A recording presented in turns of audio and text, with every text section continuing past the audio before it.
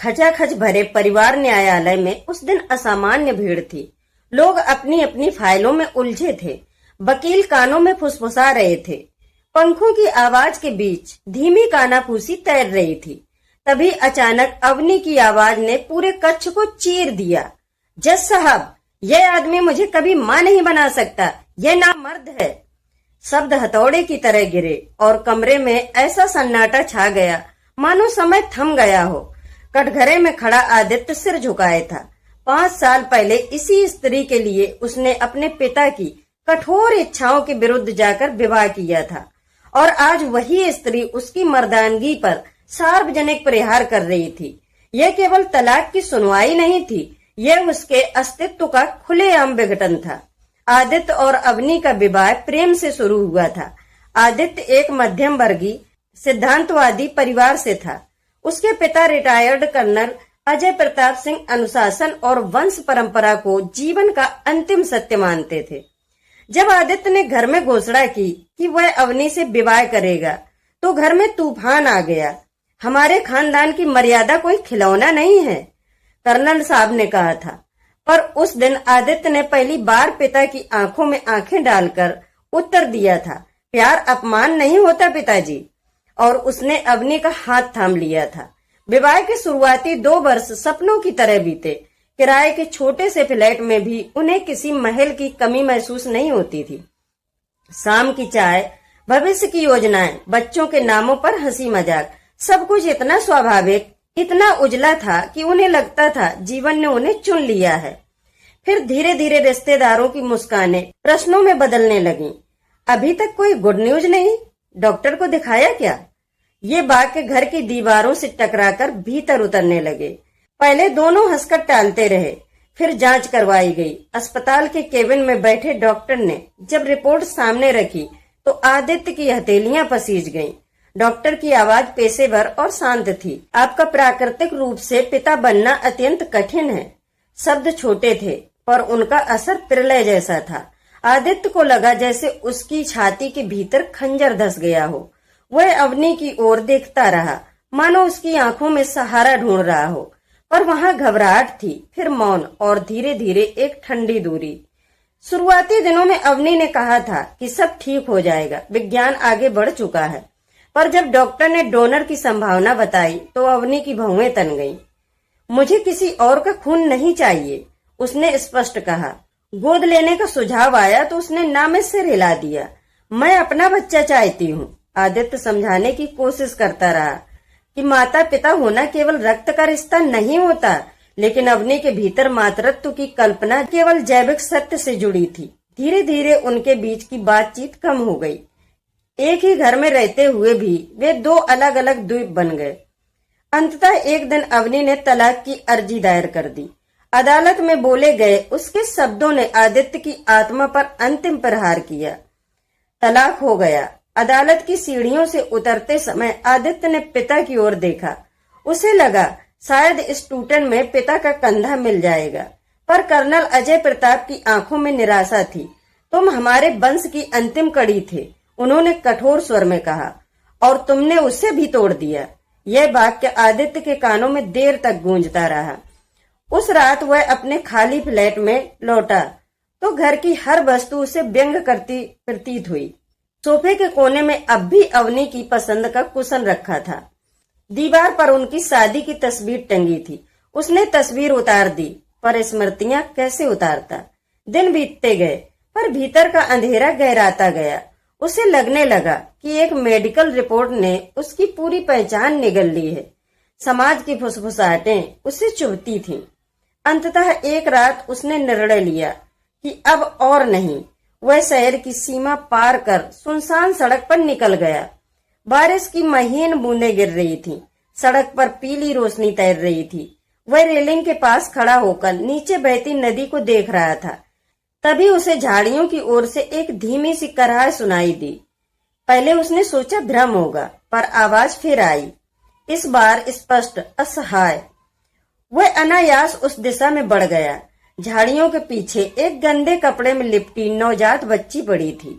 उसका शरीर ठंड से कांप रहा था। आंखें अधखुली थीं। वह रो भी नहीं पा रही थी, बस कराह रही थी।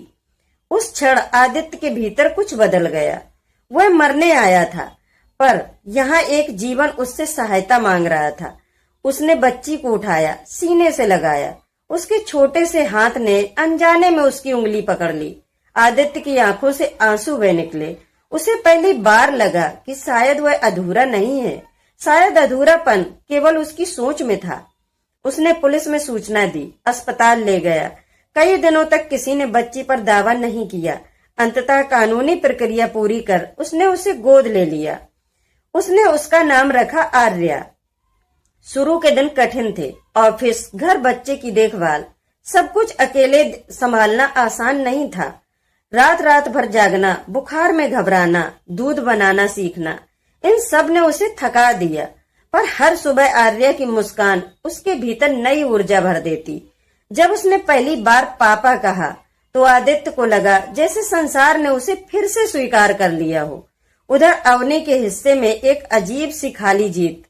उसने सोचा था कि आजादी उसे हल्का कर देगी, पर घर लौटते ही दीवारों ने उसे घेर लिया था। नए किराए के फ्लैट में सब कुछ सजा संवरा था, पर भीतर एक सन्नाटा था जो कानों में बजता रहता। कुछ महीनों बाद उसने दूसरी शादी कर ली। उसे लगा था इस बार उसकी गोद भर जाएगी और पिछली पीड़ा मिट जाएगी। शुरुआत में सब सामान्य लगा, पर समय बीतता गया और फिर वही बेचैनी लौट आई।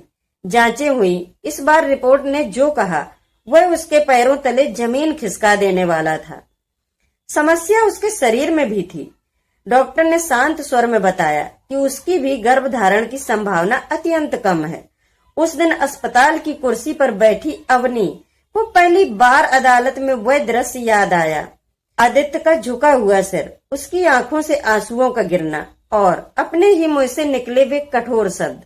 उसे लगा जैसे किसी ने आईना उसके सामने रख दिया हो। वह रातों को सो नहीं पाती। उसके नए विवाह में भी दरारें पड़ने लगीं। पति के चेहरे पर निराशा, सास के ताने, रिश्तेदारों की फुसफुसाहट, सब कुछ वैसा ही था जैसा उसने कभी आदित्य को झेलने पर मजबूर किया था। फर्क सिर्फ इतना था कि अब कटघरे में वह खुद खड़ी थी। इधर समय के साथ आदित्य ने अपने काम पर ध्यान केंद्रित किया। उसने एक छोटा स्टार्टअप शुरू किया जो धीरे धीरे सफल होता गया। समाज की वही आंखें जो कभी उसे दया या उपहास से देखती थीं, अब सम्मान से देखने लगीं। वर्षों बाद स्कूल के वार्षिकोत्सव में अवनी मुख्य अतिथि बनकर पहुंची। मंच पर आर्या ने कहा, मेरे पापा ने मुझे जन्म नहीं दिया, पर उन्होंने मुझे जीवन दिया है। मैं उनके नाम पर गर्व करती हूँ। तालियों की गूंज में अवनी की आंखें भर आईं। कार्यक्रम के बाद वह आदित्य के सामने खड़ी थी। उसके चेहरे पर वह तेज नहीं था जो कभी अदालत में था। उसकी आवाज धीमी थी, टूटी हुई। मैंने तुम्हें बहुत चोट पहुंचाई। शायद मैं अपने डर से भाग रही थी। मुझे लगा था मां ना बन पाना मेरी हार है, और मैंने उस हार का दोष तुम पर डाल दिया। आदित्य ने उसे ध्यान से देखा। उसके भीतर अब क्रोध नहीं था, केवल एक शांत दूरी थी। हम दोनों डर गए थे, उसने कहा। फर्क बस इतना था कि मैंने डर के साथ जीना सीख लिया और तुमने उससे भागना चुना। अवनी की आंखों से आंसू बह निकले। वह पहली बार समझ रही थी कि उसने खून की चाय में एक अच्छा साथ खो दिया था। कई वर्ष बाद आदित्य ने एक ट्रस्ट स्थापित किया जो परित्यक्त बच्चों के लिए काम करता था। उद्घाटन समारोह में उसने कहा, जिस दिन कोई आदमी किसी असहाय बच्चे को अपना नाम देता है, उसी दिन उसकी मर्दानगी सिद्ध हो जाती है। शरीर की क्षमता नहीं, हृदय की विशालता आदमी को पूर्ण बनाती है। तालियों की गड़गड़ाहट के बीच वह मंच से उतरा तो आर्या ने दौड़कर उसका हाथ थाम लिया और भीड़ में खड़े कर्नल अजय प्रताप की आंखें नम थी। कार्यक्रम के बाद वे आदित्य के पास आए। पहली बार उनके स्वर में कठोरता नहीं, पश्चाताप था। बेटा, मैंने वंश को खून से जोड़ा, तुमने उसे संस्कार से जोड़ दिया। मुझे माफ कर दो। आदित्य ने बिना शब्दों के उन्हें गले लगा लिया। वह जानता था कि उस रात जब वह जीवन समाप्त करने निकला था, नियति ने उसे एक नया जन्म दिया था। जिस व्यक्ति को समाज ने अधूरा कहा था, वही आज अनेक जीवनों का आधार था, और शायद यही उसकी सबसे बड़ी जीत थी। उधर कुछ महीने बाद जब अवनी का दूसरा विवाह भी टूट गया तो वह अकेली रह गई। वह कभी कभी आदित्य के बनाए अनाथालय में जाकर बच्चों के साथ समय बिताने लगी। हर बार किसी बच्चे का हाथ पकड़ते हुए उसे आदित्य और आर्या याद आते। उसे एहसास हुआ कि मातृत्व केवल जन्म देने से नहीं आता, स्वीकार करने से आता है। पर यह समझ उसे बहुत देर से मिली। आदित्य अपनी बेटी और अपने काम में संतुष्ट था और शायद उसकी यही सबसे बड़ी जीत थी। अंत में जीवन ने दोनों को अलग अलग पाठ सिखाए। आदित्य ने अपमान से उठकर करुणा सीखी और पूर्णता पाई। अवनी ने अपनी जिद और भय से गुजरकर विनम्रता सीखी, पर उस सीख की कीमत उसको अकेलेपन में चुकानी पड़ी। एक ने खोकर पाया, दूसरे ने पाकर खो दिया, और शायद यही नियति का सबसे सटीक न्याय था।